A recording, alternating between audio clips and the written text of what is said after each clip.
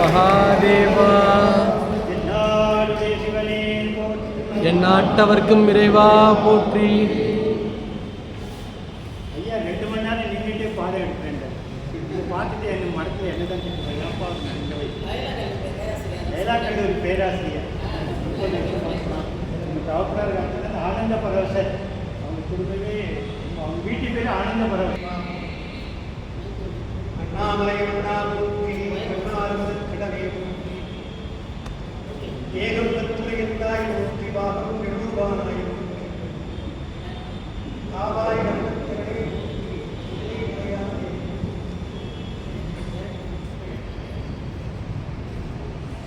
எல்லாம் வந்து கட்சி எகமத் பெருமாவை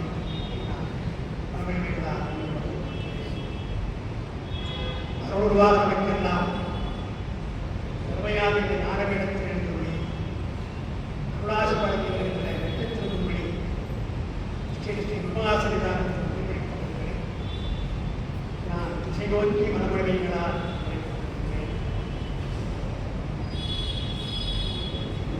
என்னை அரங்கத்திலே அறிமுகப்படுத்திய தர்மிதாசன் அவர்களே,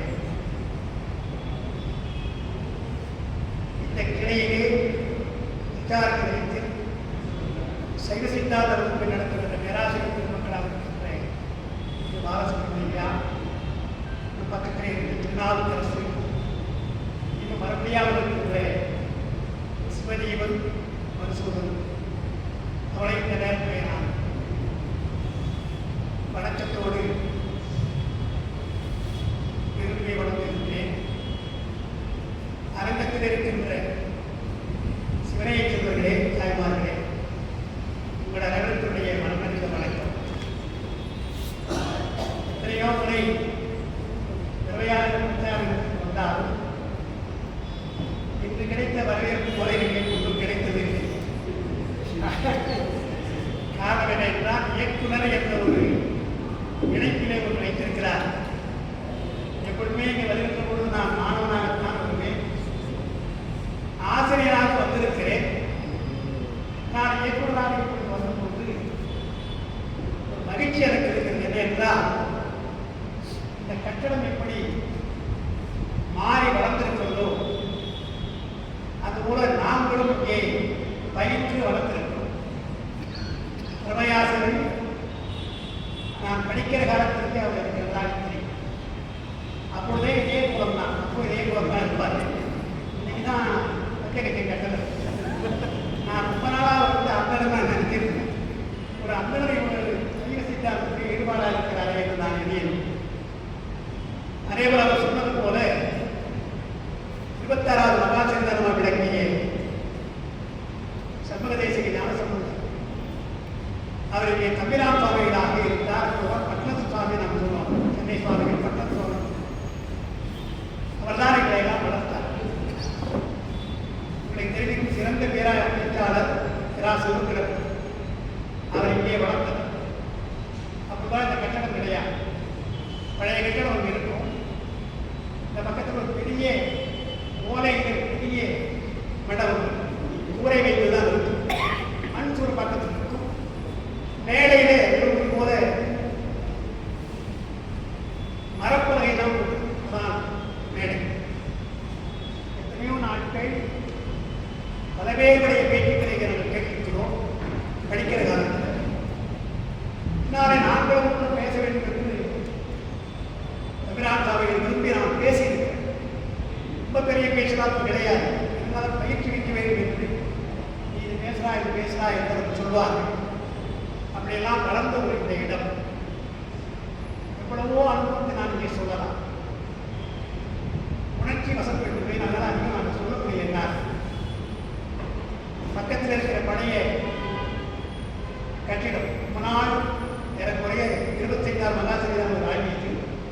இன்றைய தந்தையார் விஜயவேல் வருகிறாருன்னா மாதந்தோறும் சனி ஞாயிறு 2 நாட்கள் காஞ்சிபுரத்தில் வந்து இங்கே பாடம் நடத்துவார். நான் ரொம்ப சின்ன பையன், அதாவது எனக்கு காது வாங்கி கொடு என்று சொல்லி அடம்பிடிக்கிற அந்த வயசு. அப்போ நான் வந்தேன். என்னை சென்னைக்கு நீ வர வேண்டாம்னு சொன்னான். எனக்கு மெட்ராஸை பார்க்க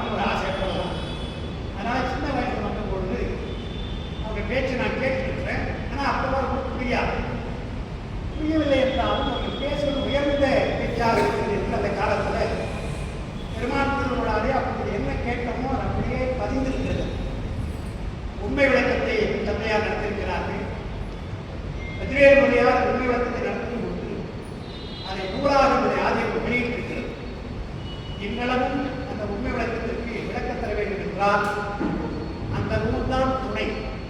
எத்தனையோ பேர் உண்மை விளக்கு எழுதியிருக்கிறார். நான் முறையா சொல்றேன், ரொம்ப ஆழமாக சொல்லியிருக்கிறார். ஒரு சான்று சொன்னால் உங்களுக்கு தெரியும். உண்மை விளக்கத்தில் நடராஜப்பெருமானை பற்றிய திருவுருவத்தை பற்றி வரும். நடராஜப்பெருமானை முதல்ல நாங்கள் பார்க்கிற போது சாதாரணமாக பார்க்கணும்னா கலைவழிமோடு பார்க்கணும். சில பேர் கேட்கிறாங்க, வீட்டில் நடராஜப்பெருமானை வைத்துக் கொள்ளலாமான்னு கேட்கிறாங்க. சைவ குடும்பத்தில் அதை கலையாக வைத்துக் கொள்வது கிடையாது. விமான நிலையம் மற்ற இடங்கள்லாம் போனீங்கன்னா கலைப்பொருளாக வச்சிருக்கிறாங்க. நாம் நடராஜப்பெருமானை கலைப்பொருளாக பார்க்க முடியாது. கலைப்பொருளாக எத்தனையோ இருக்குது, எத்தனையோ பார்க்கிறோம் கலைப்பொருளாக. நம்முடைய நடராஜப்பெருமானுக்கு உண்மை விளக்கம் போன்றவர்கள் திருமந்திரம் போன்றவர்களில் கொடுத்திருக்கிற விளக்கத்தை பார்க்கிற பொழுது அதை கலை வடிவாக நம்மளால் பார்க்க முடியாது. தேப்பூமி எனக்கு ஒன்று எழுதுறாங்க, நடராஜனுடைய சிலை இருக்கிற சிலைதான் சந்தேகம் கிடையாது. பஞ்சலோகத்தில் இருந்துச்சுன்னா அது சிலைதான். ஆனால் அதற்குள்ளே ஆன்மா இருக்கிறது என்பார். நான் சொல்லுவேன், நாம் அப்படி பார்த்தால் சிலைக்கு மேல் உள்ளே போனார்.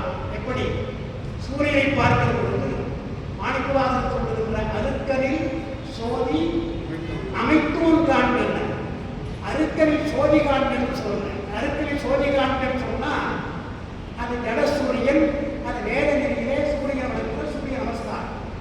ஆனால் சிவநெறியிலே சூரியனை பார்க்கிற பொழுது அருக்கனில் சோதி அமைத்தோன் யார், அவனை காண வேண்டும் என்று சொல்வது போல நடராஜப்பெருமானை பார்க்கிற பொழுது பஞ்சலோகம் நமக்கு தெரியாது, அதற்குள்ளே இருக்கின்ற தெய்வ சாநித்தியம் நமக்கு தெரியும் என்று எழுதுகிறார்.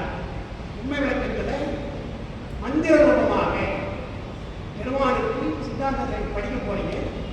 சித்தாந்தத்தில் பெருமானுடைய வடிவம் என்ன என்றால் உருவத்திருவேணி, அருவத்திருவேணி, அருவத்திருவேணி என்று மூன்று நாங்கள் சொல்றோம்.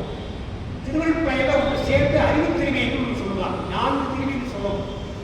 ஆரம்பத்தில் பாடம் நடத்துகிற போது நாங்கள்லாம் மூன்றாம் சொல்லுவோம். முதல் உருவத்திருவேணி, அருவத்திருவேணி, அருவத்திருவேணி நிறுத்தி. ஆனால் அறிவுத்திருவேணி என்று ஒன்று இருக்கிறது என்று திருவள்ளுவரையில் 4வது சொல்லுகிறார். அது தத்துவமாக சொல்லப்படும்.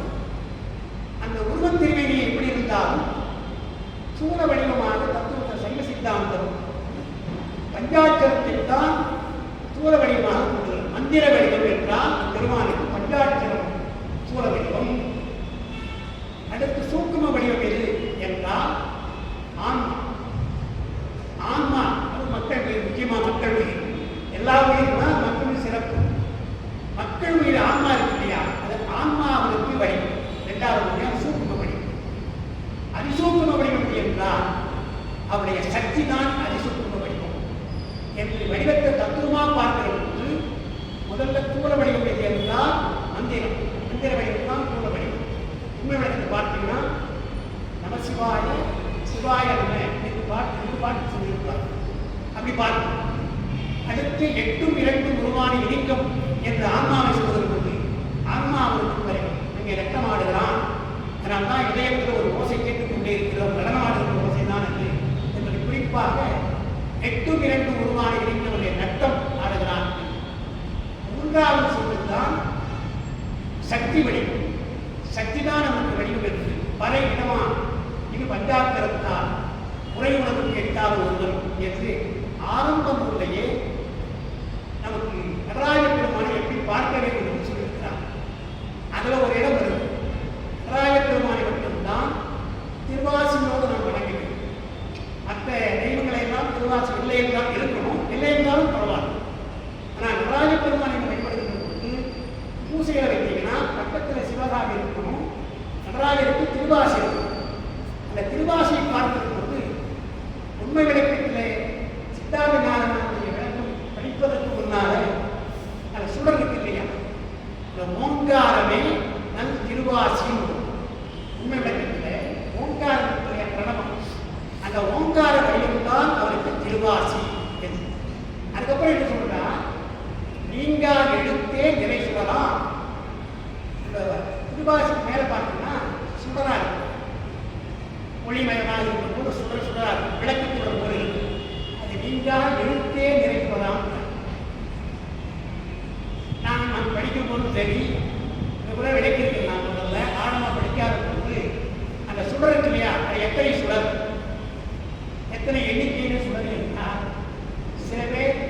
நடராஜ பெருமானை கும்பகோணம் போன்ற இடங்களில் ஆடல் ஒதுக்கி செய்வாங்க இல்லையா? செய்கிற பொழுது வழிபடுக்காக செய்வாங்க. அது என்ன சொல்லுவாங்க? வடமொழியாளர் வடமொழிப்பட்டுள்ளவர்கள் சுடர் என்று சொன்னால் 51 சுடர் இருக்கணும்னு சொல்லுவாங்க.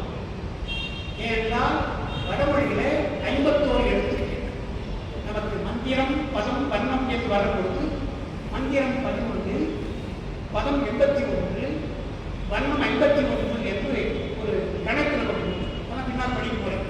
அதனால் வடமொழியில் 51 எழுத்து. எனவே ஓங்காரம் அதை விட்டு நீங்காமல் இருக்கிற எழுத்துக்கள் 51 எழுத்துக்கள் என்று சொல்லி 51 சுடர்னு சொல்லுவாங்க. நான் என்ன பண்ணுவேன்? வடமொழியிலே தமிழ் 51 இருக்கலாம். நாம தமிழ் தானே, நம்ம பெருமானை நாம தானே வணங்குகிறோம். எனவே 30 இருந்தால் போதும். என்றால் உயிரெழுத்து 12, மெய்யெழுத்து 18, ரெண்டும் சேர்ந்து 30 எடுத்தால் எல்லாம் நினைவைத்துக் கொள்ளவும். நம்முடைய தமிழ் இலக்கணம் வரையறை செய்கிறார். எப்படி ஆங்கிலத்தில் 26 எழுத்து என்று வரையறை செய்கிறார். ஆனால் வடமொழியிலே 51 என்று வரையறை செய்யலை. 52 சொல்லலாம், 50 சொல்லலாம், 49 சொல்லலாம். 3 வகையாக வேறுபாடு இருக்கிறது. எழுத்து எண்ணிக்கையிலேயே வடித்து வடமொழியில வேறுபாடு இருக்கு. ஆனால் அந்த குழப்பம் நமக்கு கிடையாது. தமிழ்ல அழகா சொல்லியிருக்கிறாங்க, உயிரும் குணம் என்று இதுதான் 30 முதலே. முதல் என்றால் முதல் எழுத்து என்று. அப்ப தமிழ்ல 30 எழுத்து இருக்கணும் என்றால் நாம் வணங்குகிற நடராஜ பெருமானுக்கு 30 எழுத்து இருந்தால் போதும் என்று சில பேர் அப்படி சொல்லுவாங்க. நான் அப்படிதான் சொல்லிட்டு இருந்தேன். உண்மை விளக்கத்தில் நம்முடைய சித்தாந்த ஞானமுடைய விளக்கத்தை பார்த்ததினால்தான் எவ்வளவு பெரிய தவறு செய்திருக்கிறோம் நாம் என்று தெரியும். இதில் ஒன்றும் தப்பு, பெரிய தப்பு இல்லை. ஆனால் உண்மை விளக்க ஆசிரியர் திருவதிகை வனவாசம் கிடந்தாருடைய கருத்தை அறிந்தாலும் பாட்டு சொல்லணும். சார் நாம பாட்டை படிக்கணும், நமக்கு ஒரு பொருள் தெரியும். நயமாக கூட சொல்லலாம். சில சமயத்தில் அது சொல்லக்கூடாது. நயமாக அருளாளருடைய பாட்டில் நம்முடைய நயத்தை சொல்லக்கூடாது. முதல்ல அவருடைய கருத்து ஆசிரியர் என்ன கருத்திலே சொல்லியிருக்கிறார் என்று முக்கியமாக பார்க்கணும். அகர முதல எழுத்துக்கெல்லாம் ஆதிபகம் முதற்றே உலகு இல்லையா? அந்த உலகு என்பதற்கு தமிழ்ல 2 பொருள். ஒன்று புற உலகம், வெளியிலே பார்க்கிற சட உலகம், நிலம் நீட்டி காற்று ஆகாயம் என்று அடங்கியிருக்கின்ற அது உலகம். இன்னொன்று உலகம் என்றால் உயிர் நடக்கும். தமிழ்தான் உலகம் என்றால் சடப்புலகத்தை குறிக்கும், ஆன்மாக்களை குறிக்கும். இப்ப அந்த உலகம் சொல்றாரு, சட உலகத்தை சொல்றாரா அல்லது ஆன்மாக்களை சொல்கிறாரா என்று பார்த்து அவங்க கருத்து சொல்லணும். நயம் சொல்லிடலாம். உலகம் என்றால் அது இதுன்னு சொல்லிடலாம். ஆனால் உலகம் என்றால் அங்கே அறிவியல் திருக்குள்ள உரையிறது கொண்டு உலக என்பது ஈண்டு உயிர்களே என்றது என்றால் உலக என்றால் உயிர் தான் நாங்கள் அர்த்தம் கொள்ளணும். ஏன்னா ஆசிரியர் அப்படித்தான் கருதுகிறார் என்று பார்க்கணும் இல்லையா? அதுபோல பெரிய பெரிய நூல்களில் ஆசிரியர் கருத்தை தான் அறிய வேண்டும். அதனால நம்முடைய சித்தாந்த ஞானமாக தான் ஆழமாக சொல்லக்கூடியது. முதல் ஒன்று நிறைசுவன் என்ன சொல்ல தெரியுங்களா? வடமொழி 51 எழுத்தும் அல்ல, தமிழ் 50. அவரும் தமிழ் தான், தமிழ் பற்றுடையவர் தான். வடமொழி நல்லா தெரியும், சித்தாந்த ஞானமானது வடமொழி நல்லா தெரியும். ரெண்டையும் சொல்லணும். ஆனால் உண்மை விளக்க ஆசிரியர் அங்கே நிறைசுவர் என்பது பீஜாட்சரம் எழுத்துக்களைத்தான் சொல்றாரு, வேறு எழுத்துக்களை சொல்லலை என்றார். பீஜாட்சரம் தான். ஏன்னா ஓங்காரம் சொன்னதினால் பீஜாட்சரம் சொல்லணும். பஞ்சாட்சரத்தை சொல்ற பொழுது நமசிவாயம் சொல்லணும்னு சொன்னா ஓ வா ஹவு என்று சொல்லி நமசிவாயம் சொல்லலாம். எனவே ஓங்காரத்தை சொல்றதுன்னா பீஜாட்சரம். அப்ப உண்மை விளக்கத்தில் முதல்ல ஓங்காரம் சொல்றதுனால சுடர் எதுவா இருக்குன்னு சொன்னால் நீ நினைக்கிற ஆகியவு கிடையாது, அது பீஜாட்சரம் என்று சொல்கிறார் என்றால் இவ்வளவு நுட்பமாக சொல்லக்கூடிய ஆட்கள் அவர்கள் தான் இருந்தது. அதனால்தான் நாம உழைப்பு நடந்தது. இதெல்லாம் நம்மளால அந்த பாட்டுக்கே அர்த்தம் கொண்டு கொள்ள முடியாது. இது ஒன்று பிரகாசம். எப்படி அவங்களாம் எண்ணியிருக்கிறார்களா? இன்னொன்று ஆதாரம் நிராதாரம் எல்லாருக்கும் தெரிஞ்ச விஷயம் தான். யோகத்துல ஆதார யோகம் என்றால் உடம்பையே ஆதாரமாக வைத்து செய்கிற யோகம், அது ஆதாரம். இன்னொன்று உடம்பில் இருக்கிற 6 ஆதாரங்கள், மூலாதாரம், சுவாதிஷ்டானம், மணிப்பூரம் என்று சொல்கின்ற அந்த 6 ஆதாரங்களை ஏற்றி யோகம் செய்வது என்று அது ஆதார யோகம் சொல்லுவோம். திருமந்திரத்தில் சொல்றார், அல்லாமல் சொல்லுகிறார். அப்போ மூலாதாரத்திலிருந்து ஆதார யோகம் என்றால் முழுவதடி ஆத்மை முடியும், இதோடு முடியும். இதற்கு மேற்பட்டு சிந்திக்க வேண்டும் தான் சைவ சித்தாந்தத்தில் எனக்கு படிக்க போறேன். யோகம் என்றால் 2 வகை. ஒன்று அஷ்டாங்க யோகம், அது ஆதார யோகம். அடுத்து பிராசாத யோகம் என்று ஒன்று.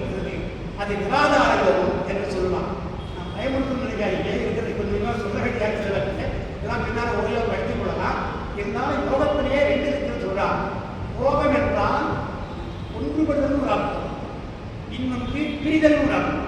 நேரு புறனா இருக்குது. யோகம் என்றால் ஒன்றுபடுத்தா இருந்தா ஒருமைதானே, அந்த ஒழுக்கவை தானே எல்லாம் சொல்றாங்க. ஒருமையுடன் இருந்த திருவடியும் தான் சொல்றாரு அதெல்லாம் கூட. அப்போ யோகம் என்றால் ஒன்றுதான், ஒருமைதானே என்றால் ஒன்றுதல் தான். ஆனால் இன்னொன்று பிரிய வேண்டும். இப்பொழுது இருக்கின்ற உலக பற்றெல்லாம் நமக்கு இல்லையா, அது வந்து பிரிந்தால்தான் இறைவனோடு ஒன்ற முடியும். எனவே ஒன்றை விட்டு ஒன்று பற்ற வேண்டும் தாய்மாறும். அதுபோல ஒரு பெருமானை பற்ற வேண்டும் என்று சொன்னால் ஏற்கனவே பற்றிருக்கிற பற்றையெல்லாம் விட்டுருங்க. பற்றுங்க, பற்று அஷ்டாங்க பற்றிலே நீ பற்றி இருக்குமா, ஏற்கனவே பற்று இருக்குது, அதுதான் அது இன்னொன்றை பற்றி இருக்குது.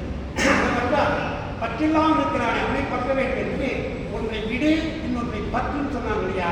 அப்ப யோகம் என்றால் விடுதல் சேர்வு ரெண்டும் அர்த்தம் இருக்கு இல்லையா. அது யோகத்துக்கு உள்ளது. அது அஷ்டாங்க யோகமாக 8 உறுப்புகளை சொல்றாங்க. அதுக்கு மேற்பட்டு தான் சைவ சித்தாந்தம் என்றால் நீங்க 4 ஆண்டு படிக்க வந்திருக்கீங்க. 4 ஆண்டுக்குள்ள சைவ சித்தாந்தம் எவ்வளவு நுட்பமாக சொல்லுதுன்னு இங்கே தான் தெரிந்து கொள்ளலாம். ஏன்னா சாதாரணமாக எல்லாம் தெரியும் நமக்கு. இப்போ சொல்றது பிராசார யோகத்தை ஒரு புது சொல்லாக இருக்கலாம். பிரசாரம் சொல்லுங்க. இப்போ அந்த பிரசாரம் தான், அது பிராசாரம் தான். நியாயமான பிராசாரம் தான் சொல்லணும். அந்த பிரசாரம் நம்ம சொல்லிக்கிறோம், தப்பில்லை, பேச்சுன்னு சொல்லணும். அந்த பிராசார யோகம் என்றால் ஒருவன் நகர்ந்து சிந்திக்கணும். அதுதான் நிராதாரம் சொல்லணும். அப்போ ஆதாரம் என்றால் உடம்பை ஆதாரமாகவும் ஆதாரத்தை ஆதாரம் வைத்து செய்வது ஆதார யோகம் விளக்கம் கொடுக்கலாம். நிராதார யோகம் என்ன பண்ணுவீங்க என்றால் உடம்பு அல்ல, உடம்பை கடந்து போகிறோம், ஒருவருக்கு மேல் கடந்து போவோம் என்று சொன்னால் கடந்து போக நம்மால் முடியுமா என்றால் யோகம் என்றால் ஒன்றுதல் சொன்னேன். ஒன்றுதல் என்றால் உடம்பை விட்டுருக்கேன். உடம்புக்குள்ளே இருக்கிற உங்களுக்குள்ளே உழைத்திருந்தான் ஈசன் சொல்றீங்களா, ஈசனோடு ஒன்றலாம். இப்போ இங்கே போற போது உங்களோட மேல் உடம்பை விட்டுறீங்க. உடம்பை விட்டு நீங்க போன எங்க போகிறது, யாரை பற்று என்றால் பற்று கிடையாது. அதுதான் நிராதாரம். ஆதாரம் இல்லாமல் நீங்க சிந்திக்க வேண்டும். ரொம்ப கஷ்டம். ஆதாரமா சிந்திக்கலாம். மூலாதாரம் எங்க இருக்குது, இடம் நமக்கு தெரியும், அது எத்தனை இதழ் தெரியும், எத்தனை பீஜாட்சம் தெரியும், அது அனைத்தையும் எல்லாம் சொல்லியிருக்கிறாங்க. எனவே தியானிக்கலாம். ஒருவர்களுக்கு மேல் போனால் தியானிப்பதற்கு கஷ்டம் அல்லவா, அதை நிராதாரம் சொன்னான். நிராதாரம் எல்லாம் என்ன இருக்கிறாங்க சொன்னால் ஆதாரமற்ற நிலை. ஆதாரமற்ற நிலை என்றுதான் ஆதார நிலையாக இருப்பது ஆதார நிலை. நிராதாரம் என்றால் ஆதாரமற்ற நிலை என்றுதான் எல்லாரும் உரையிருக்கிறார்கள். ஆனால் திருமதியாருக்கு உரை எழுதுகிற சித்தாந்த ஞானதான நிலை. நிராதாரம் என்றால் திருவருள் எழுது. இந்த மாதிரி ஆழமாக யாரும் சொன்னதில்லை. ஏன்னா இதுக்கு மேற்பட்டு போனால் உங்களுக்கு ஆதாரம் இல்லை. உலகத்தை பற்றி விட்டுவீங்க. சுஞான போது வரும். ஊஞ்சல் ஆடிக்கொண்டு ஊஞ்சல் ஆடுகிறது, ஊஞ்சல் கயிறு அருகின்றது. எங்கு பட்டுவிடுது, ஊசல் கயிறு அட்டால் அதனால் தரையே கயிறு தான் தாங்குகிறது. விட்டாக்க தரையில போகும். அதே போல நம்மை தாங்குவது உலகப்பற்று, உலகியல் எல்லாம் நமக்கு பற்று. இதை விட்டவுடனே எங்க போகணும், எங்கே என்றால் பெருமாள் தான் போகணும் இல்லையா.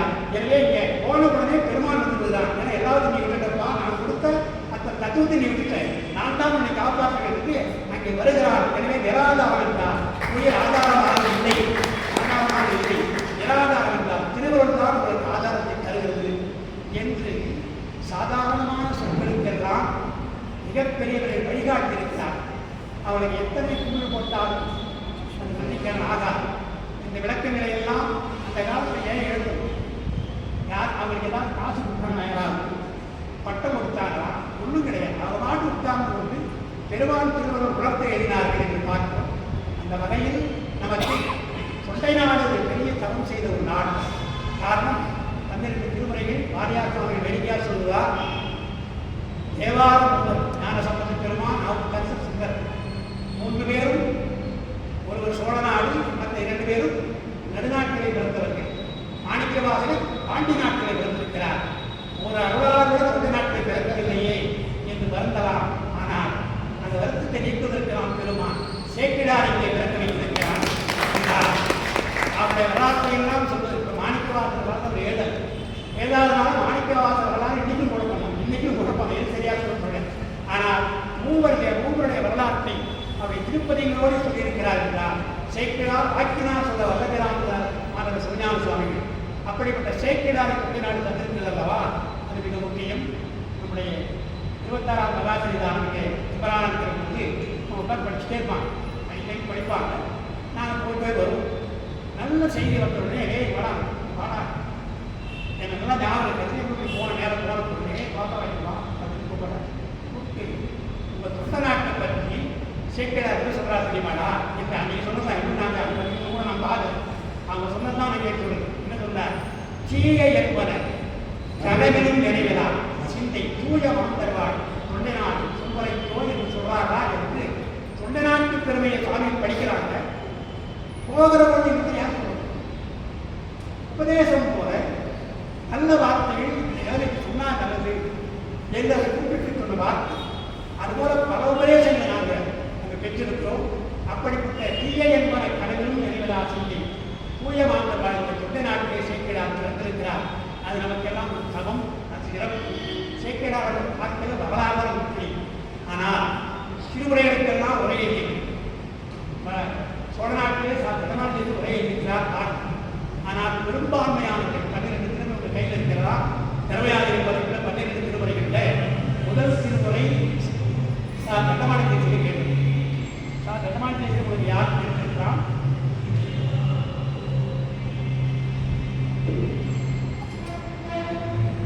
எல்லாருக்கும் தெரிஞ்சதுன்னா கலைஞருடைய ஆசிரியர் சொல்லுவாங்க. கலைஞருக்கு அவர் படித்தார் சொல்லுவாங்க. நம்ம முதலமைச்சராக அவர் திருமந்திரத்தின் உரையை எழுதினார். திருமந்திரத்தின் திருவாரூர் உரையை எழுதி அந்த முதல் முறையாக அவர் எழுதி அதிலே வந்த தொகை நம்ம கொடுத்த அன்பளிப்பினாலே அந்த நிறைவுக்காக வீடு கட்டினார். வீடு மொத்தமாக கட்டல, அந்த வீட்டுக்கு திருமந்திரம் பேர் வைக்கிறார். ஏன்னா வீடு கட்டுறதுக்கு முன்னாலேயே திருமந்திரத்தை எழுத ஆரம்பிச்சதுனால நாம் வீடு கட்டினால் திருமந்திரத்துக்கு பெயர் வைக்க வேண்டியது தர்மவாணி பொருளாதார மாறி போச்சு. திறமை மாதிரி அந்த தருமபுரம் சாலையில் பார்த்தீங்கன்னா அவருடைய வீட்டுக்கு திருமந்திரம் இருக்கு. ஞானக்கு தெரியுமா தெரியும்? ஒரு ஞாபகம் தர்மவாணி திருமந்திரம் என்ன சொல்றேன்னா, எனக்கு வந்து ஆனந்த பருவம் சன்னிதானம் 26 மலை சன்னிதானம் தம்பரானா இருந்தாங்க. அப்புறம் சன்னிதானம் போயிட்டாங்க. 26 மலை போகும்போது நான் அந்த வீடு கட்டினேன். வீடு கட்டுறதுக்கு முன்னாடியே வீடையெல்லாம் ஆனதுக்கு முன்னாலேயே வீடு கட்டினால் ஆனந்த பருவம்னா பெயர் வைக்க வேண்டும் முடிவுண்டேன். குருதான் வைக்கணும் பேர் வைக்க. அதே மாதிரி நான் அதை வைக்கிறாங்க. போய் ஆசை வாங்கினேன். ஆசை வைக்க வந்து குருஞான பொறுத்து பார்த்தா இவரு குருஞான சொன்னது என்கிட்ட வெளியாக வேட்டு பசங்களாக இருக்கிறாங்க. 2 பேர் சொல்கிறார், நீ இன்னும் ஆனந்த பருவம் வைக்கிற, உனக்கு மேலே வைக்கிறதா குருஞான வந்து வைக்கிறேன் வேடிக்கையாக சொன்னாங்க. ஆனாலும் கூட நாங்கள் பயின்ற இடம் நம்முடைய வீட்டுக்கு குருவின பெயர் வைக்க வேண்டும் என்று நான் விடுவீங்க. ரவிதாசன் அவர் எழுதினார். இதெல்லாம் இந்த காலத்தில் உள்ள செய்திகள். அதனால் சேக்கிழார் எப்படி தொண்டை நாட்டில் இருந்தாலும் அதுபோல தர்மயாதி பதிப்புல தர்மமான செய்திகள்னா சோழ நாடு அவர் தான் மயிலாடுதுறை இருந்தது. இரண்டாவது திருமுறை 4ஆம் திருமுறை புதுசு மாணிக்கவாசன் சரியார் அவர் தொண்டை நாடு பேர் கேள்விப்பட்டிருக்கிறார். 4ஆம் திருமுறை 5ஆம் திருமுறை கூட்டாக எழுதி சிங்காரவெல்லாம் பீசா குருசாமியும் நம்ம எழுதி அதற்கு பேர் 6 to 11 வரையில் இவருடைய தந்தையார் திருமுறை தொண்டை நாட்டுக்கு என்ன ஆயிடுச்சு? திருமுறைகளை பதிப்பிக்கும் பொழுது தேவாரங்கள்லாம் சோழ நாட்டில் இருக்கலாம், பாண்டி நாட்டில் இருக்கலாம். ஆனால் திருமுறைகளுக்கு முறையெல்லாம் நீங்கள் தொண்டை நாட்டு சார்ந்தவர் தான் எழுதியிருக்கிறார்கள் என்று நமக்கெல்லாம் ஒரு பெருமை. ஏன் நான் சொல்றேன்னு சொன்னா, மற்ற உரைகளை படிக்கலாம், தப்பில்லை. ஆனால் ஆதீன உரையில மரபோடு எழுதியிருப்பாங்க, சைவ மரபு மாறாமல் எழுதியிருப்பாங்க. நயம் இருக்கிற நயமாக சொல்லலாம். அதாவது வாழ்க நமச்சிவாய வாழ்வு இருக்கிறது. இதுக்கு எவ்வளவு பேர் இன்னமும் உரை எழுதுகிறாங்க. வாழ்க என்பது என்ன எழுதுகிறார்கள்னா, வா போட்டு இல்லையா, வாழ்கிற வாழ்கிற வா போட்டு ஆ இருக்கும். அந்த அளவடைன்னு சொல்லுவாங்க, இலக்கணத்தில் செய்யுள் அளவடைன்னு சொல்லுவாங்க. அந்த செய்யுள் ஓசை குறைந்தால் அந்த எழுத்து சேர்க்கிறாங்க இலக்கணம். இந்த வாழ்கன்னு சொல்ல ஆ என்று சொன்னால் தமிழை 8 நடக்கும். 8 நடக்கும். அது என்ன பண்ணிட்டாரு? வாழ்க என்பதை வாழ ஆ முதலிலே ஆ என்று வருகிறது அல்லவா? ஆ என்பது 8 குறிக்கும். எனவே 8ஆம் திருமுறையாக சொல்லியிருக்கிறார்கள் என்று ஒரு புதிய கருத்தை தந்திருக்கிறார். எந்த அளவுக்கு பொருந்தும் தெரியல. நயம் சொல்ல வேண்டும் என்பதற்காக அந்த ஆ என்பது செய்யுள் அளவடை, அதான் அவர் எழுது. அப்படிதான் விளக்கணும். ஆ என்பது தமிழ் 8 குறிக்கும் சொன்னா உப்பையார் பாடுறார் 8.4 லட்சணமே எவனேன் பையன் பாடுறார். அதுக்கு நம்ம இப்படி விளக்கம் வருவோம். ஆனால் வாழ்க என்பது ஆ என்பது 8 குறிக்கும். அதனால 8ஆம் திருமுறைன்னா அது அல்ல. இயல்பாக தமிழிலிருந்து பெரியவர்கள் சொல்லுவாங்க. சிவஞான போதத்தை நீங்கள் படிச்சீங்கன்னா எட்டாம் சூத்திரம் குரு வரவு தம்முதல் குருவாய் தவத்தில் உணர்த்த விட்டு அந்நியமின்மையில் அனந்தரம் செல்வை என்ற 8ஆம் சூத்திரம் அந்த குரு வரவை சொல்றார். அப்ப 8ஆம் திருமுறை குரு வரவு சாத்திரத்தில் சொன்னா தோத்திரத்தில் 8ஆம் திருமுறையாக திருப்பெருந்துறையிலே குருவாக வந்தான் பெருமான் மாணிக்கவாசை ஆட்கொண்டான் அல்லவா, குருவாக வந்து உரை சென்ற நாளை பாடிய பாடல் அல்லவா. எனவே குருவாசத்தை 8ஆம் திருமுறையாக இருக்க வேண்டும் என்று சொல்லியிருக்கிறார் என்பதுதான் உண்மையான கருத்தாதானே தவிர அதெல்லாம் நயமாக போய் இது போல மரபோடு இருப்பதற்காக தான் அந்த விஷயத்தை நான் சொன்னேன். இன்னும் எவ்வளவோ சொல்லலாம். இங்கே சேக்கடார் ஆராய்ச்சி மையத்தில் ஒன்று சொன்னேன். அது நான் ரொம்ப நேரம் தேவையில்லை. சரி, அதாவது சேக்கடார் ஆராய்ச்சி மையத்தில் சொன்ன ஒரு விஷயம் தான் அது. நாங்களாம் படிச்சிருக்கோம். நமச்சிவாய் பதிகம் படிச்சிருக்கோம். நமச்சிவாய்க்கு ஞானசம்பந்தர் 2 பதிகம் பாடியிருக்கிறார். 2 பதிகம் பாடினார் என்றால் அதை தெளிவாக நாம் புரிந்து கொள்வதற்காக ஒரு பதிகம் 5 எழுத்து பதிகம் தான், ஒரு பதிகம் நமச்சிவாய பதிகம் தான். என்ன சார் வேறுபாடு என்றால் 5 எழுத்து என்று நமச்சிவாயம் சொல்லாம வெளிப்படையாக சொல்லாம குஞ்சவன் குஞ்சவராக கொடுத்து பாட்டு அஞ்ச உரைத்தன 5 எழுத்துமே தான் பாடுறேன். எனவே 5 எழுத்து என்று பாடுகிறாரே அது 5 எழுத்து பதிகம். ஏன் சார் ஞானசம்பந்தர் 5 எழுத்து சொன்னார் என்றால் உபதேசமாக, அதாவது இதெல்லாம் இருக்கிற குடிகள் இருக்காங்க இல்லையா, அவளெல்லாம் உபதேசமாகத்திற்கு காயத்ரி மந்திரத்தை சொன்னாங்க. காயத்ரி மந்திரத்தை சொல்லிட்டு அது யாருக்கும் சொல்ல வேண்டும் என்றால் அந்த குலத்தை சார்ந்தவர்கள் தான் சொல்லணும். 7 வயது உபநயனம் நடந்து ஞானசம்பந்த பெருமானுக்கு காயத்ரி மந்திரம் சொல்லியாரு. சொன்ன உடனே என்ன செய்யறார், அந்த மந்திரம் சிறந்த மந்திரம் தான், அதை நான் மறுக்கலை. ஆனால் ஒரே ஒரு விஷயம் என்ன என்றால் காயத்ரி என்பது ஒரு சந்தம் தான். சாவித்ரி காயம் சந்தம் தான். அந்த காயத்ரி என்பதை சூரியனுக்கு சொல்லி, எத்தனையோ காயத்ரி நிறைய இருக்குது, நிறைய மந்திரம் காயத்ரி இருக்குது. ஆனால் சூரியனுக்கு சொல்றாரு காயத்ரி சிறப்பார். எனவே காயத்ரி மந்திரம் என்றால் அது சூரியனுக்கு மந்திரமாக தான் சொல்லுவான். ஏன்னா அவர் என்ன செய்தார் ஞானசம்பந்த பெருமான், நீங்க எனக்கு சொன்னது காயத்ரி மந்திரம் தானே, இது எப்போ சொல்லலாம் என்றால் சூரியன் இருக்கிற ஒன்றும் சொல்லலாம். காலையில் சொல்லலாம், அதிகாலையில் சொல்லலாம், நண்பர்களை சொல்லலாம், அல்லது மாலையில் சொல்லலாம். சூரியன் மறைந்தால் சூரிய காயத்ரி சொல்ல முடியாது. அதை எடுக்கிறார், அவர் சொல்லலை. அவர் சொன்னால் எவ்வளோ சொல்லுவாங்க, என்ன அழகாக இருக்கிறார். நீங்க சொன்ன மந்திரம் இருக்கு இல்லையா, அது காலை நண்பகல் மாலை என்று சூரியன் வாரத்தில் இருக்கிற போதுதான் சொல்ல முடியும். நான் ஒரு மந்திரம் சொல்கிறேன், அதை எப்பொழுது வேண்டுமானால் சொல்லலாம் என்று நான் துஞ்சலும் துஞ்சல் இல்லாத போது தூங்குகிற பொழுது நீங்க சொல்லலாம். துஞ்சல் ராஜ்யம் கிடையாது. துஞ்சலும் துஞ்சல் இல்லாத பொழுது நீங்க சொல்லலாம் என்று சொல்லி அந்த காயத்ரி மந்திரத்தை விட சொல்லுகின்ற வேலையிலே கூட இந்த மந்திரம் சிறந்தது என்று நினைக்கிறார். இன்னும் ஒன்று, நீங்க 24 எழுத்துங்க காயத்ரி மந்திரம் 24 எழுத்து நீங்க சொல்றீங்க. நான் சொல்றது 5 எழுத்து தான் சொல்றேன். 5 எழுத்து சிறந்ததா 24 எழுத்து சிறந்தா? நாளைக்கு கேட்டாச்சு 5 போதும் சார், 24 கேட்டாங்க 5 எழுத்து போதும் அல்லவா என்று எண்ணிக்கையிலே பார்த்தா எளிமையாக சொல்வதற்கு 5 எழுத்து. இன்னும் ஒன்று, காயத்ரி மந்திரத்தை படித்தீங்கன்னா என்ன சொன்னது போல காயத்ரி என்பது சூரியன், அவங்க சொல்ற வேதனைகள் சொல்றது சூரியன், சூரியனுடைய ஒளி பிரகாசம் இதுதான் வேற ஒன்றும் அதுக்கு அர்த்தம் கிடையாது, வேற ஒன்றும் சொல்ல முடியும். ஆனால் 5 எழுத்து சொல்ற பொழுது என்னென்ன சொல்லலாம் என்றால் பதி பசு பாசம் என்ற 3 பொருள் சைவ சித்தாந்தம் சொல்லுகின்ற சிறந்த பொருளாக இருக்கிற பதிபசு பாசத்தை சொல்லுகிறது என்றால் சி வா என்பது 10 எழுத்து, நான் என்பதை 20 எழுத்து, அதையும் 10 எழுத்தாக கொள்ளலாம். அடுத்து மா என்றால் மலம், ஆணவ மலம், அது பாசம். யா என்றால் அது ஆன்மம். அந்த பதி பசு பாசம் என்ற 3ஐயும் சொல்வதாலே தண்ணீருக்கு சிறந்தது என்ற ஒழுக்கத்தை. அதனால் என்ன செய்தார் மாணிக்கவாசகர் சிவபுராணத்தில், நமக்கு திருவாசகத்தில் அத்தனை பாட்டுகளுக்கு மனப்பாடு கிடையாது, சில பேருக்கு கிடையாது. ஆனால் சைவா இருக்கிற நமக்கெல்லாம் சிவபுராணம் சாதாரணமாக தெரியும், எல்லாருக்கும் தெரியும். ஏன்னா இவ்வளவு போனாலும் சிவபுராணம் சொல்றாங்க, எனவே தெரியும். அந்த சிவபுராணத்தில் முதல்ல வருகின்ற சொல்லி என்றால் நமச்சிவாய வாழ்க என்றுதான் சொல்லுகிறார். ஏன் அதை சொல்லுகிறார் பற்றி உரையாசிரியர் அவருடைய கருத்துப்படி பல எழுதுகிறார். முதல் கருத்து என்ன என்றால் நமச்சிவாய என்பது பெருமானுடைய நாமம், நாதன் நாமம் நமச்சிவாய. எனவே நாதன் நாமம் என்பதாலே அதை வாழ்க என்று பெயரை வாழ்த்தினார். இரண்டாவது பொருள், நமச்சிவாய என்பது மந்திரம். மந்திரம் என்றால் அது சொல் உலகம். அந்த மந்திரத்தை சொன்னது யார் என்றால் நமச்சிவாய யார் சொன்னது என்றால் நாதன். நாதன் என்றால் குரு என்றார். குரு மூலமாக இருந்தால் இந்த உபதேசம் பெற வேண்டும். எனவே பஞ்சாத்திரத்தை முதல்ல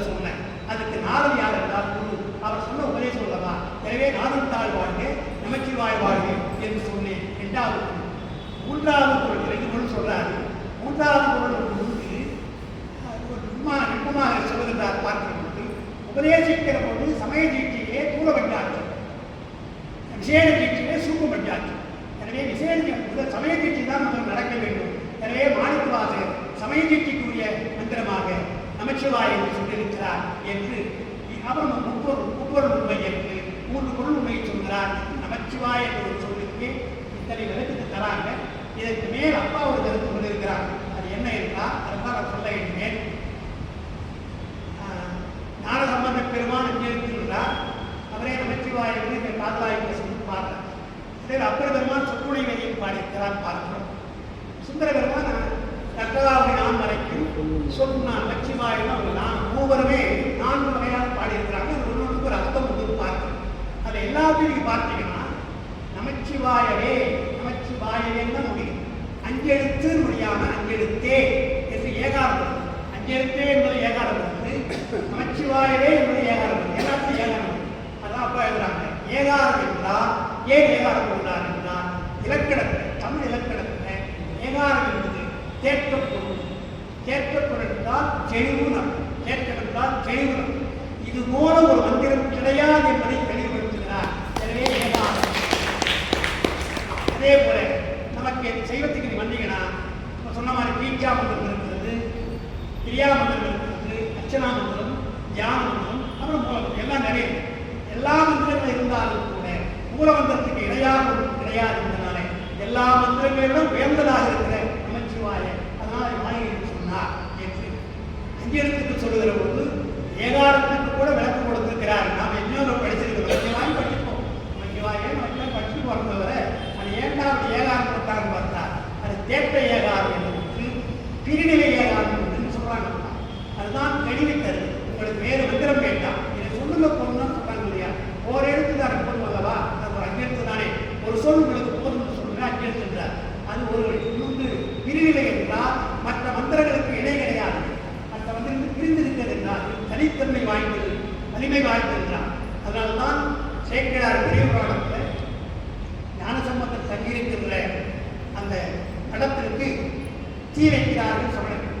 தீ வைக்கிற போது அவங்க பண்றாங்க, முதல்ல மந்திரத்தை சொல்றாங்க. அவங்க மந்திரத்தை சொல்லி ஏவுகிறார். அந்த மந்திரத்தை எழுதினால் பெருமான் ஞானசம்பந்த பெருமான் பெருமான் மந்திரம் வராதுன்றார். மந்திரம் வராது. அதை எப்படி சொல்றாருன்னா ஆதி மந்திரம் அஞ்செழுத்து இல்லையா? ஆதி மந்திரம் அஞ்செழுத்தை ஓதுவார் ஓதுகிறார். மாதிரத்தின் மாதிரம் என்றால் திசைகள். அவர் இருக்கிற திசை கூட மற்ற மந்திரங்களின் வருமானம் கேட்கிறார். மற்ற எந்த மந்திரம் அதை சொல்லி வச்சுட்டான் அதை வச்சுட்டான் பயன்படுகிறது அவசியமே கிடையாது. நமக்கு எல்லாம் அஞ்செழுத்தை சொன்னால் எந்த மந்திரமாக, அதாவது உபச்சார மந்திரம் இருக்கிறது, அபிச்சார மந்திரம் 2 இருக்கிறது. அபிச்சார மந்திரம் இருந்தால் உங்களை தீங்கு செய்யலாம். அந்த மாதிரி தீங்கு செய்வதற்கு இந்த மந்திரம் தடையாக செய்ய முடியாது என்பதற்குதான் சேக்கிழார் ஆதி மந்திரம் அஞ்செழுத்தை ஓதுவார் அவருடைய மாதிரத்திலும் மற்ற மந்திரங்களை நிற்குமே என்பதாலே மற்ற மந்திரங்களை காட்டி மந்திரம் பெரியநிலை இருக்கின்றார். பிரிந்திருக்கிற தனித்துவம் வாய்ந்தது என்று இதெல்லாம் ஆடமை படித்தால் பெரியவர்கள் உரையறிய காலத்தினால் தான் எல்லாம் நடக்க முடிகிறது. ஒன்று சொல்லி நான் நிறைவு செய்கிறேன். சித்தாந்தம் என்பதனால ஏன் நமக்கு சித்தாந்தம் சிறந்தது. சைவ எல்லப்பனாவிடம் சைவத்தின் மேல் சமயம் பேர் இல்லை, அது சாரசமா தெய்வத்தின் மேல் தெய்வம் இல்லைன்னு சொல்லிட்டார். நான் மட்டும் கேட்பாங்க, உங்க தெய்வம் தான் தெய்வமா, உங்க சைவம் தான் செய்யுமா, எங்க சமயம் இல்லைன்னு கேட்பாங்க இல்லையா? கேட்பாங்க. அது நான் பதில் சொல்ல இல்லையா? அவங்க சொல்லுவாங்க வைஷ்ணவத்துக்கு மேல் சமயம் அவங்க வாடுவாங்க. அது பதில் சொல்ல இல்லையா? என்ன சொல்றாங்க? நாம் என்ன சொல்றீங்களா? சித்தாந்தம் படித்தாலும் பதில் சொல்றோம். கடவுள் என்பது ஒரு இலக்கணம். நம்முடைய தமிழ்நாட்டிலேயே சைவத்தோடு இணைந்து வளர்ந்த ஒரு சமயம் வைணவம். வைணவத்தில் நீங்க பார்த்தீங்கன்னா அவனுடைய கடவுள் பிறக்கலாம். ஒரு முறையில் இருமுறை இருக்கும், 9 முறை பிறந்துட்டார். போதுமா என்றால் மாணிக்கவாசனாவது எல்லா பிறப்பும் பிறந்து இழைத்தேன்னு அவர் இழைக்கிறார். ஆனால் விஷ்ணு பெருமான் இருக்கிறார், இன்னும் ஒரு பிறப்பு எனக்கு வேண்டுமே என்று 10வது தசாவதாரம் வெயிட் பண்ணி கொண்டிருக்கிறான்னு பார்க்கணும் இல்லையா? அதுதான் குமரகுரு எழுதியா சொல்றார். சிதம்பரத்துக்கு நீ போனீங்கன்னா அந்த கோவிந்தராஜ் பெருமாள் படித்து கொடுப்பார் இல்லையா? அவர் சொல்றார் குமரகுரு, நாங்கள்னா நல்லா கட்டாய பெருமாளை பார்க்கணும்னா ரொம்ப கஷ்டப்பட்டு அவரை பார்க்க வேண்டியதாக கூட்டத்தோட பார்க்கணும். உனக்கு என்னையா படுத்துதானே படுத்துங்கிறா என்ன பண்ணுவோம்? நீ எழுந்து ஒரே வார்த்தைகள் பெருமானி என்னுடைய பிறவி நீங்க இருக்கு, அது நீக்க மாட்டேன் தெரியுமா? தசாவதாரம் வரணும் உட்கார்ந்துக்கிறையே பிறவி நீங்க தான் நாங்கள் கேட்கணும்.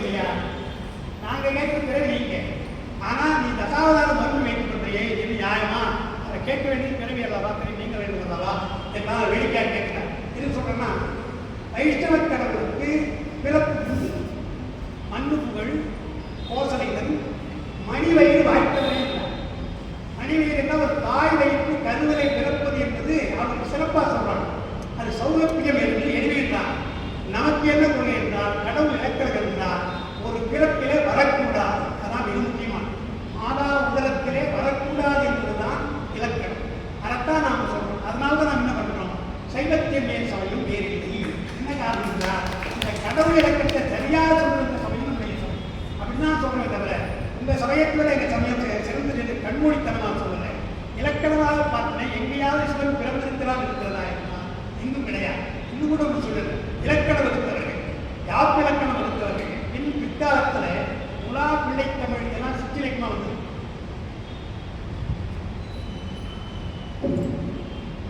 சிற்றிலக்கியமாக பிள்ளைத்தமிழ் பாடலாம். பிள்ளைத்தமிழ் பாடப்பை என்ன இலக்கணம் வகுத்தார் தெரியுங்களா? சிவனுக்கு பிள்ளைத்தமிழ் பாடக்கூடாது. நீ மற்றெல்லாம் பாடலாம். ஏன்னா மற்றெல்லாம் பிறந்து இருக்கு, முருகன் கூட பிறந்திருக்கலாம் சொல்றேன். எனவே முருகனுக்கு பிள்ளைத்தமிழ் பாடலாம். விநாயகர் பிறப்பிலே இருந்தாலும் பாடலாம்னு சொல்லியிருக்கிறோம் இல்லையா? ஆனால் சிவனுக்கு பிள்ளைத்தமிழ் கூடாது என்று சொல்லியிருக்கிறார்கள். அதை இன்றளவு தமிழ் வந்து காப்பாற்றலாம். நீ பார்க்க முடியாது. அது சொன்னா சொல்லும் போதா சிவனை பாடலாம்னா அது கிடையாது. என்றைக்கே சிவனை பற்றியே ஒன்று கிடையாது. இன்னும் ஒன்று சொல்லிடுறேன், சொல்ல தப்பு இல்லை. இந்த திரைப்படம் நீங்கள் இருக்கிறாங்க ரஜினிகாந்த், அவர் ஒரு ஸ்டேட்மெண்ட் கொடுத்தார். முருகனுடைய படங்கள் நான் நிறைய பார்க்கிறேன். அது ஒரு படம் ரொம்ப பிடிச்சிருக்கேன். அவர் சொல்லிட்டார் இல்லையா, எப்படி திருவண்ணாமலை வந்தோடனே நிறைய படம் சொல்லி அதே மாதிரி ஒரு முருகன் படம் எனக்கு ரொம்ப நல்லா இருக்குன்னு பிடிச்சதுன்னு சொன்ன உடனே அந்த அந்த முருகன் படம் ரொம்ப அதிகமாக விற்பனை ஆகிட்டு நிறையா இருக்கும். வேற ஒன்றும் இல்லை, ஒரு முருகனுடைய படம் ரொம்ப மாதிரி இருக்கும். பார்த்துக்கிறது இல்லையா? பாலமுருகனாக கும்பிட்றவர் அவர் என்ன சொன்னாரு, நாம தான் பெருமானை வணங்குறோம், ஆனால் அவர் நம்ம வணங்குறாரு இல்லையா? எனவே அந்த படம் எனக்கு பிடிக்கும்னு சொன்னார். பயங்கரமாக இப்போ ஓடும். இப்போ அதனால என்ன பண்ணாங்க, முருகையான வைக்கிறாங்க, சிவனையை வணங்குறாங்க வைக்கக்கூடாது. சரி, அதனால முருகன் வைக்கலாம் இல்லையா? நாம் சிவனை வைக்கலாமா என்றால் வைக்கலாம் இல்லையா? தமிழ் புலவர்கள் யாரும் பிள்ளைத்தமிழ் பாடியது கிடையாது. அதே போல ஓவியன் கூட இதுவரை யாருமே சிவன் தன்னை யாரையும் வணங்குவதாக கிடையாது என்று பார்க்கிறோம். அந்த இலக்கணம் இருக்கிறாங்க. இதெல்லாம் நமக்கு உள்ள இலக்கணங்கள். பிறவாதவன் மட்டுமல்ல, அது மட்டுமல்ல, பிறவாதவனாக இருந்தால் அவன் வணங்கினால் நம்மை பிறவாமல் செய்வதான் பேராயிரம் வரை பண்ணாலே அடி. பேராயிரம் வரை பார்க்கும் பொழுது தீராநோய் தீர்த்தவளவெல்லாம் என்று வருது. வாராத செல்வம் வகுப்பான் என்பது இல்லையா? அது என்ன அர்த்தம்? தீராநோய்னா எத்தனையோ தீராநோய் நமக்குலாம் இருக்குங்க, நிறைய இருக்குது. அந்த சொல்லல தீராநோய் என்றால் உயிருக்கு தீராத நோய் பிறப்பு தான், அதுதான் நோய். எனவே பிறகு ஒரு நோய் அல்லவா? அந்த நோய் வராமல் காக்கிறான், தீராத நோய் காக்கிறான் என்பதுதான் மந்திரம் தந்திரம் மருந்தாக இருக்கிறான் என்று தீராத நோய். வாராத செல்வம் வரைக்கும் என்றால் என்ன அர்த்தம் தான் வேண்டிய நான் தொடர்ந்து. வாராத செல்வம் என்றால் எவ்வளவு படை சொத்து இன்னொரு சொத்துலாம் கேஸ் ஆகும், வழக்காடு ஹைகோர்ட்டில் பெண்டிங்காக இருக்கும். அப்போ வாராத செல்வம் இல்லையா? அதெல்லாம் வரல இல்லையா? இதை படித்தோம்னா வாராத செல்வமா வந்துருமா என்றால் அதை சொல்லல. வாராத செல்வம் என்றால் மீண்டும் இந்த பிறவிக்கு வாராத செல்வம். பிறந்தால் ஒன்றை பிறந்தோம் என்பது பெருகிய துன்பம், பிறவாத பெரும்பேர் நீங்கள் சொல்றார் இல்லையா? எனவே பிறவாமை என்பதுதான் வேறு ஒன்றுதான் சொல்றார். அதைத்தான் வாராத செல்வம். இந்த சிவத்தை தருகின்றவன் யார் என்றால் நம்முடைய பெருமானை தவிர வேறு யாரும் கிடையாது. ஏன்னா மற்றவர்கள் கிடையாது, மற்றவர்கள் கிடைக்கிறான். அந்த இலக்கணத்தை வைத்துக் கொண்டுதான் நான் சைவத்தை சொல்லுகிறேன் சொல்லணும். அது ஒரு விஷயம். என்னுடைய சித்தாந்தத்தில் ஒரு முன்னாள் சொல்றது பிரம்மசூத்திரம் என்பது ஒரு படம். அது பின்னாலே படிப்பீங்க. அதை பற்றி ஆசிரியர் விளக்குவாங்க. உபனிஷத்து இல்லையா? உடம்பு உபநிடதங்களுடைய சாரமாக வேதவியாசர் அவர் என்ன செய்திருக்காரு? ஒர்க் என்ன தெரியுமா? வேதவியாசர் முதல்ல செய்தது வேதங்களை எல்லாம் நான்காக கொடுத்தது பிக்காது. அப்புறம் மகாபாரதம் எழுதினார், அதற்கு புராணம் எழுதினார். அதுக்கடுத்து நாம் சொல்ற பிரம்மசூத்திரம் என்ன எழுதினார். அவர் என்ன செய்தார்? இருந்து கிடக்கிற வேதங்களை எல்லாம் நான்காக தொகுத்தாலும் கூட படிக்க முடியும். அதுக்கு மாணவர்கள் பண்ணுவாங்க, பாடம் நடத்தி ஒரு வருஷம் பாடம் நடத்திட்டு எக்ஸாம் வந்து முக்கியமான கேள்வினா உடனே எழுதும். இது முக்கியமான கேள்வி எழுதுவோம். நாம் ஒரு 10 பாடத்தை கொடுப்போம். அதை பார்த்துட்டு என்ன சொல்லுவாங்க, சார் இதில் முக்கியமான கேள்வி சார் 15 முக்கியமான அதை படிக்க மாட்டான். வித்தியாசம் இருக்குது. முருகப்பெருமானுடைய புராணம் கந்த புராணம் பெருசாக 6 காண்டங்கள் படிக்க முடியாது. படிக்கணும், யாருக்கும் படிக்க முடியாது. அதனால் தலைமையாளத்தில் சம்பந்த சரணாலயம் என்ன செய்தார், கந்த புராணம் படிக்க வேண்டாம், கந்த புராணம் சுருக்கம் என்று படிக்கணும்னு எழுதுகிறேன். சுருக்கத்தை படிக்காது, நம்ம அதையும் படிக்க வேண்டியது. பெருசாக இருக்கிற 6 காண்டத்தையும் விட்டாச்சு, கந்த புராண சருக்கத்தையும் நம்ம சுருக்கத்தையும் விட்டாச்சு. அப்பா இருந்து அங்கிருந்து நம்ம என்ன பண்ணாங்க, கந்த புராண திரட்டி என்ற ஒரு நூல் எழுதினாங்க. அதான் இப்போ கிடைக்கிற ஆஞ்சநேயன் இன்னும் தேடி பார்க்கலாம், அது கிடைக்கும். கந்த புராண திரட்டி என்றால் முக்கியமான பார்த்தீங்கன்னா 6 காண்டத்தை சிறப்பாக இருக்காங்க. அது போதும். அது யார் படிச்சமா என்றால் நூலை புறமையில் இல்லை, போயிடும். அருணகிரியார் பார்த்தார், எனக்கு சொன்னால் பிரியாது என்று ஒரு பாட்டு சொன்னாலும் நான் அழகாக எழுதியிருக்கிறார். பார்த்தீங்கன்னா 6 காண்டத்துக்குள்ள அந்த கருத்தை அப்படியே வைக்கின்றார். ஒரே பாட்டு தான். திருந்த புவனங்கள் ஈன்ற பாதை திருமுனைப்பால் அருந்தி சரவணக்குள் பொன்னியே அறுவர் பொங்கை விரும்பி கடலன் சூரன் குன்றன் இம்பியன் குந்தை குறிஞ்சி கிழவன் என்று வரும் போலைகளே என்று முடிச்சிட்டார். ஒரே பாட்டு முத்துக்குமாரசாமி கிடைச்சவரை கங்கபுராணத்தில் நிறைய வரும். அதை விட சுருக்கமாக என்னன்னா ஒரே பாட்டை திருந்த புவனங்கள் என்ற பொற்பாவை திருமுனைப்பால் அருந்தினார்.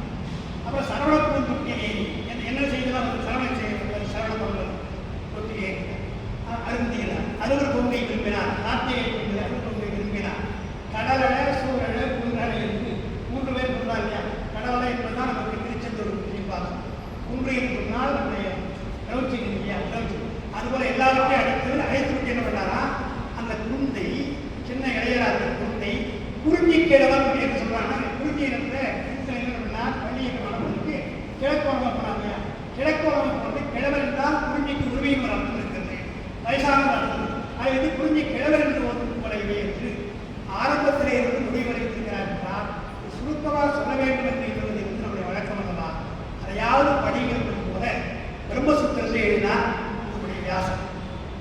பெரிய 4 பேர் படிக்க வேண்டாம், உபரிதெல்லாம் படிக்க வேண்டாம். நான் சொல்லுகிற உபரிதம் சாரமாக இருக்கிறது பிரம்மசூத்திரம் படிக்கணும் எழுதியிருக்கிறார். அந்த சூத்திரங்கள் ஏற்கனவே 4 சொல்றாங்க, கொஞ்சம் கருத்து வேறுபாடுகள். என்ன பிரச்சனைன்னு சொன்னால் அந்த பிரம்மசூத்திரம் மிக முக்கியமான அந்த சூத்திரத்தில் இறைவன் உலகத்தை படைக்கிறான். உலகத்தை படைக்கிறான், உலகத்தை ஏன் படைக்கிறான் என்று ஒரு கேள்வி. இது முக்கியமான பிரம்மசூத்திரத்தில் முக்கியமான ஒரு கேள்வி. உலகத்தை ஏன் படைக்கிறான்? நான் 31 வருஷம் தயாராக இருந்தேன். தயாராக அவங்க தத்துவம் சொல்லுவாங்க இல்லையா. அவங்க என்ன சொல்றாங்க என்றால் படைப்பை பற்றி சொல்றதுக்கு மனு என்றால் இறைவன். மனு மகனை படைத்தான், மகனுக்காக உலகத்தை படைத்தான். இது அவங்க சொல்றாங்க. அவங்க சொல்ற வார்த்தை மனு மகனை படைத்தான். மகன்னா ஆன்மாக்கள், மகனுக்காக அந்த ஆன்மாவுக்காக உலகத்தை படைத்தான்.